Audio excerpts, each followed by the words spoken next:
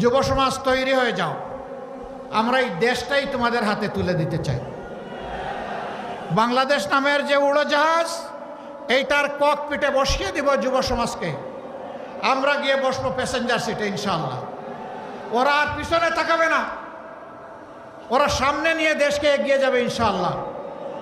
একদল লোক আছে শুধু পিছন নিয়ে কামড়া কামড়ি করে, এদের স্বভাবটা চিংড়ি মাছের মতো। চিংড়ি মাছ দৌড়াইতে শুরু করলে শুধু পিছনের দিকে যায়। আমরা তো মানব জাতি, আমরা পিছনে দৌড়াবো কেন? আমরা দেশ নিয়ে সামনের দিকে দৌড়াবো ইনশাআল্লাহ। আরেক দল আছে এখন জনগণের উত্থান, তাদের অধিকারের পক্ষে আপোষহীন মনোভাব এবং ইনসাফের পক্ষে গণজাগরণ দেখে তারা দিশাহারা হয়ে গেছে। এখন দিশাহারা হয়ে মায়েদের গায়েও হাত দিয়ে দেয়। আরে এরা কোন প্রজাতি? মানুষ তো মায়ের গায়ে হাত দিতে পারে না। আমরা এদেরকে অনুরোধ করি, সাবধান, কোনো মায়ের গায়ে হাত দিবা না। দয়া করে তোমার মাকে আগে সম্মান করতে শেখো। তুমি যদি তোমার মাকে সম্মান করতে পারো, বাংলাদেশের 9 কোটি মাকেও সম্মান করতে পারবা। যদি তুমি সম্মান করো, তোমাকেও স্যালিউট।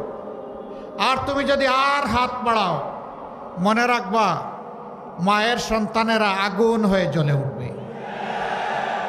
এ কাজ করবা না, এ কাজ করবা না। যারা মাদেরকে সম্মান করতে পারে না, আল্লাহ তাদেরকে সম্মানিত করেন না, আল্লাহ তাদেরকে অপদস্থ করেন। আমরা আমাদের মায়েদের সম্মান কারো কাছে বন্ধক রাখবো না, কোনো কিছুর বিনিময়ে না। জীবন দিব, কিন্তু আমার মায়ের সম্মান নিয়ে কাউকে আর টান দিতে দেব না। আমি এই কথাগুলো বলি, এই জন্য এখন আমার পিছনে লেগে গেছে। আমি তোমাদেরকে পাত্তা দেই? আমি আল্লাহ ছাড়া কাউকে ভয় করি? আমি আল্লাহকে ভয় করি, আর আমার বিবেক নিয়ে আমি চলি। তোমরা যা পারো করো, ওগুলার জবাব দেওয়ার মতো সময়ও আমার হাতে নাই। করতে থাকো, পড়েও কামড়াও, কামড়া কামড়ি করো, ওখানেই থাকো। প্রিয় গাজীপুরবাসী,